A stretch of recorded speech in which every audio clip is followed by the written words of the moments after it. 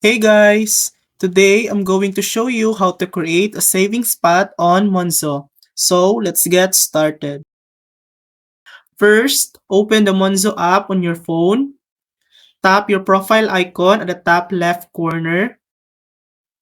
Scroll down and tap Create a Path.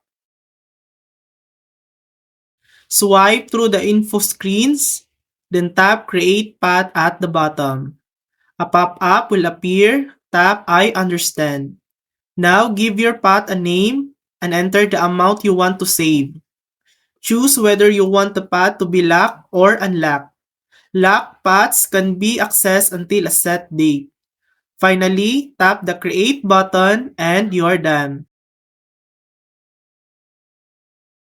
That's it. You've just made a savings spot on Monzo. If this video helped you, please like and subscribe for more helpful tutorials.